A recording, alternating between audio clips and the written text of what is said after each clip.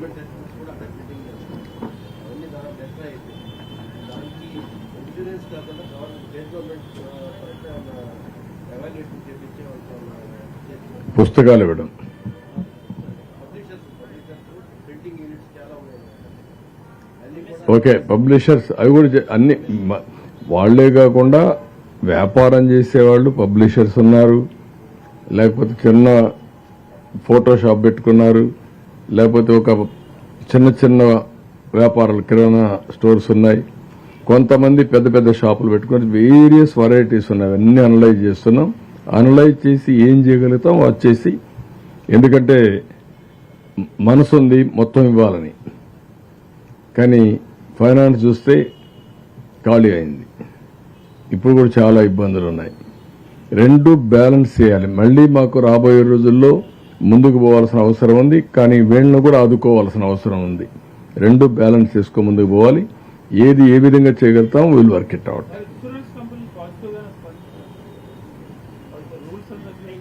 అంటే నేనేమంటానంటే రెండు ఆస్పెక్ట్స్ ఉన్నాయి. ఇన్సూరెన్స్ కంపెనీలు కంపల్సరీగా హానర్ చేయాలి. అడ్డంకులు పెట్టకుండా కొరీలు పెట్టకుండా చేయడం కోసం చాలా స్పష్టంగా చెప్పాం. నేను విశాఖపట్నంలో 15 days లోపల 15 రోజుల లోపల మొత్తం ఇన్సూరెన్స్ అన్ని కూడా సెటిల్ చేశాం. అదొక ట్రాక్ రికార్డ్, అదొక బెంచ్ మార్క్. ఇప్పుడు నేనేమన్నానంటే 10 రోజుల్లో చేద్దాం ఈసారి అని అడిగాను. ఒక రోజు అటు ఇటు తీసుకున్నా 10 days టార్గెట్ పెట్టుకోమన్నాం. సరే అన్నారు. ఫైనాన్స్ అంతా కూడా వర్కౌట్ చేస్తున్నారు. మళ్ళా కూర్చుంటున్నాం. ఇన్సూరెన్స్ ఏ వెహికల్స్ ఉన్నాయో ఏ వ్యాపారానికి ఉన్నాయో వాళ్ళదొక అయితే, ఇన్సూరెన్స్ లేని వాహనాలు ఉన్నాయి, ఇన్సూరెన్స్ లేని షాపులు ఉన్నాయి. వీళ్ళకి నష్టపరిహారం ఎట్లా? ఇది సెపరేట్ ఇష్యూ. రెండు డీల్ చేయాల్సిన అవసరం ఉంది. అదే మరి చిన్న చిన్న వ్యాపారాలు ఉన్నాయి. ఒక పుష్ కార్ట్, తోపుడు బండి, ఇలాంటి చాలా ఉన్నాయి. అలాంటి వీటికి ఏం చేయాలా? వాళ్ళని ఎట్లా రివైవ్ చేయాలా? సెంట్రల్ గవర్నమెంట్లో ఉండే స్కీమ్స్ ఏమున్నాయి, మేమేం చేయాలి, అవసరమైతే కొంత డబ్బులు ఎట్లు ఇవ్వాలి, ఇవన్నీ ఇచ్చి వాళ్ళ వ్యాపారాలు ఈ విధంగా రివైవ్ చేయాలో అవి కూడా ఆలోచిస్తున్నాం. ఎప్పుడు కూడా టౌన్స్ లో ఉండేది మేజర్గా ఈ ఇష్యూసే ఉంటాయి. కొన్ని ఇండ్లు ఉన్నాయి, మెజారిటీ హౌసెస్ డౌన్ ఫ్లోర్ లో షాపులుగా ఉంటాయి. కొన్ని ఇండ్లు కూడా ఉన్నాయి. వాళ్ళని ఏం చేయాలి? అవి కూడా మొత్తం కంబైన్డ్ గా ఆలోచిస్తున్నాం. First floor, second floor, third ఫ్లోర్లు ఉంటే పర్లేదు, కానీ డౌన్ ఫ్లోర్లో ఉండి ఎక్కువ నష్టపోయారు. అది విజిబుల్ గా నేను కూడా పోతే అడిగారు. ఇది కూడా నేను ఇంకొక పక్క అందరికి కూడా చేయాలనే మనసు ఉంది, కానీ చేయలేని పరిస్థితి వస్తుంది. అయితే నిత్యావసర వస్తువులు మాత్రం యూనిఫామ్ గా అందరికి ఇస్తున్నాం. దాంట్లో రిస్ట్రిక్షన్ లేదు, బీపీఎల్ లేదు, ఏపీఎల్ లేదు, అందరికి ఇస్తాం.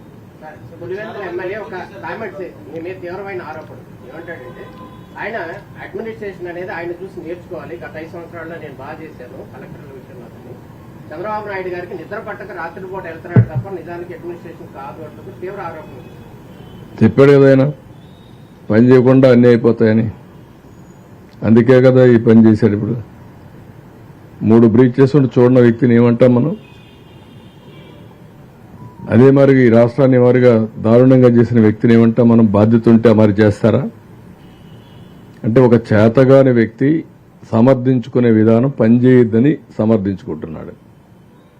మనందరికీ పని లేదు. ప్రజలు కష్టాల్లో ఉంటే ప్రజల కష్టాలు గాలి కొదిలిపెట్టి విలాసవంతమైన జీవితాన్ని గడిపిన వ్యక్తి మన గురించి మాట్లాడే అర్హత లేదు. అదే గాని ఈరోజు ఇలాంటి ఇప్పుడే కాదు, ఏ రోజైనా ఈ రాష్ట్రంలో వరదలు వస్తే పట్టించుకున్నాడా? వరద వస్తే బాపట్లలో కార్పెట్ వేసుకొని నడిచిన వ్యక్తి, డయాస్ పెట్టి పొలంలో నష్టాన్ని చూసిన వ్యక్తి, ఇప్పుడు నేను బురదలో తిరిగాను కాబట్టి బురద నీటిలోకి వచ్చాడు. ప్రజానాయకుడు అనేవాడు సేవాభావం ఉండే వ్యక్తి. ముందు మనం ఆచరించి ఇంకొకరిని ఆచరించమనాలి. నేను ఆ బురద నీళ్ళలో పోకపోతే మా అధికారులు ఎందుకు పోవాలి? అడిగా రైట్ నాకు ఎక్కడుంది అంటే, మేము వాళ్ళు పోకపోతే వాళ్ళు ఏం కావాలి? అక్కడ నాశనం అయిపోవాలనా? అంటే ఇది బాధ్యత. అందుకే నేను చెప్పాను మీకు, ఇలాంటి వ్యక్తులు రాజకీయాలకు అర్హత లేని వ్యక్తులు. ముద్దులు పెట్టి లోపలికి పోయి 10 సార్లు చేతులు కడుక్కునే రకం ఇవి. అంటే ఇవన్నీ డ్రామాలు ఆడితే రాజకీయాలు రాణించలేరు. సిన్సియారిటీ ఉండాలి, మనస్సాక్షిగా పనిచేయాలి. ఇలాంటి వ్యక్తిని నేను చాలాసార్లు చెప్పాను. అతను ఒక స్ప్లిట్ పర్సనాలిటీ, ఒక సైకో. ఆయన అనుకున్నదే రైట్ అని మనం నమ్మిస్తాడు, మెస్ప్రైజం చేయడం, అదే మాట్లాడుతూ ఉంటాడు. ఇప్పుడు కూడా ఈ రోజు కూడా చూశాను నేను. మా ఇంటిని కాపాడుకోవడానికి ఆ పక్క వచ్చే నీళ్లు ఈ పక్క పంపించానంట. Can you tell? బుద్ధి జ్ఞానం ఉందా? మీరు కూడా వినేవాళ్ళకి మీకు ఏమన్నా ఉందా? అలాంటి వ్యక్తులను సమాధానం చెప్పమని అడగడానికి మీకు మనసు వచ్చిందని అడుగుతున్నా. అంటే దానికి మనం స్పందించాలి.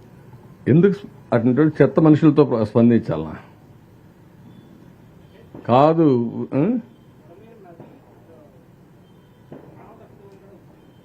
కాదు, బుడమేరు నది అది ఒక వాగు, అది ఒక డ్రెయిన్కు నదికి డిఫరెంట్ జరిగిన వాటిని ఏమంటాం? ఇంకా అలాంటి వ్యక్తిని మేము మాట్లాడుతున్నాం. ఇప్పుడు దానికి గేట్లు ఎత్తేసామంట, దానికి నీళ్లు ఈ పక్క నుంచి ఆ పక్క పంపించామంట.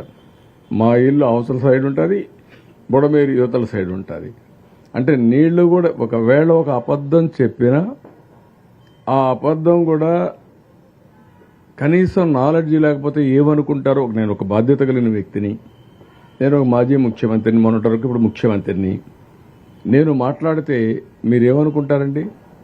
కృష్ణా నదికి బుడమేరుకు వ్యత్యాసం తెలియకపోతే రెండు నదులు చేసేస్తే ఇలాంటి వ్యక్తులు రాజకీయాల్లో ఉంటే మన దురదృష్టం కాకపోతే ఏంటిది? ఈ రాష్ట్ర ప్రజల దురదృష్టం కాకపోతే ఏంటి? అందుకే పొటాటోకి ఆ రోజు మీరు చూశారు, టమోటాకి పొటాటోకి వ్యత్యాసం తెలియకుండా మాట్లాడాడు. వీళ్ళేం చేస్తారు రాజకీయాలండి? స్పష్టత లేదు, సబ్జెక్ట్ లేదు, నేర్చుకోవాలని ఆలోచన లేదు. సాయంత్రం అయితే గల్లాపెట్ట తిరిగి ఎంత వచ్చిందో చూసుకుంటారు. ఈరోజు కలెక్షన్ ఎంత అని. ఇలాంటి వాళ్ళు రాజకీయాలు చేస్తాను. ప్రజాహితం కోసం పనిచేసే పరిస్థితి రావాలి. ఆ రోజులు అయిపోయినాయి. మొన్నటి వరకు మోసాలు చేశారు, కానీ మీ మోసాలు ప్రజలు అర్థం చేసుకుంటారు.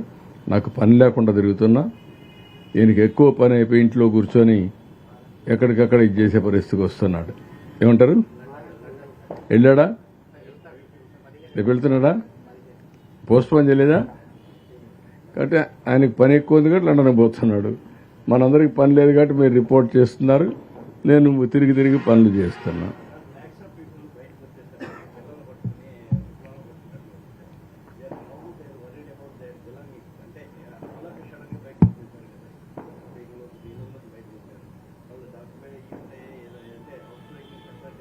అంటే చాలా వరకు ఇంట్లో ఉండేటి అయితే కొన్ని లాక్ చేసుకొని వచ్చారు. నిత్యావసర వస్తువులు ఏమీ ఉండవు, చాలా వరకు పోయి ఉంటాయి. కొన్ని ఇంట్లో నీళ్లు రాకపోతే కొద్దిగా ఉంటాయి. దాన్ని ఏ విధంగా ప్రొటెక్ట్ చేయాలో ప్రొటెక్ట్ చేయడం. పెట్రోలింగ్ పెట్టాం. పోలీస్ రాత్రి చెప్పాను నేను, ఎక్కడికక్కడ పెట్రోలింగ్ చేయండి. కొంత పోలీస్ ఫోర్స్ కూడా విజిబుల్గా పెట్టండి.